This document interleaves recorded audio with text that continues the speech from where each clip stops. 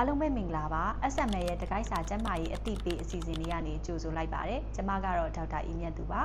ကမ္ဘာလူဦးရေရဲ့တဝက်ကျော်လောက်မှာဘက်တီးရီးယားပိုးတစ်မျိုးကူးစက်ခံနေရတယ်ဆိုတာကိုသိပါသလားဒီဘက်တီးရီးယားပိုးကိုသေချာမကုပဲထားမယ်ဆိုလို့ရှိရင်တော့အစာအိမ်ကင်ဆာရောဂါအထိပါဖြစ်ပွားစေပါတယ်ဟုတ်ပါတယ်ဒါကတော့ H pylori ဆိုတဲ့ဘက်တီးရီးယားပိုးပါ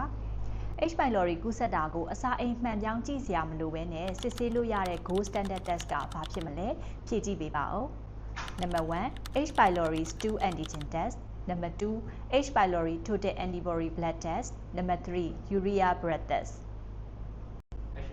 အဖြေတက်ရရင်တော့ gold standard test က urea breath test ဖြစ်ပါတယ်ဒါဆိုရင်ကျန်တဲ့ test တွေကရောစစ်လို့မရဘူးလားအဲ့လိုလည်းမဟုတ်ပါဘူး non invasive test တွေထဲမှာမှန်ပြောင်းကြည့်စရာမလိုဘဲနဲ့အကောင်းဆုံးသိနိုင်တဲ့ gold standard test ကတော့ urea breath test ဖြစ်ပါတယ်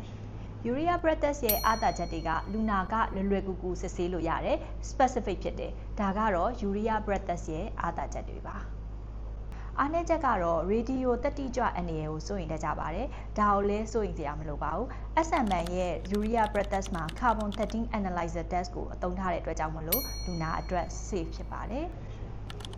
ဟုတ်ကဲ့ပါ SMA ရဲ့တကိုက်စာကျန်းမာရေးအသိပေးစီစဉ်မှာဘာတွေသိကျင်လဲဆိုတာကို comment မှာပြောခဲ့လို့ရပါတယ်ရှင် See you in next video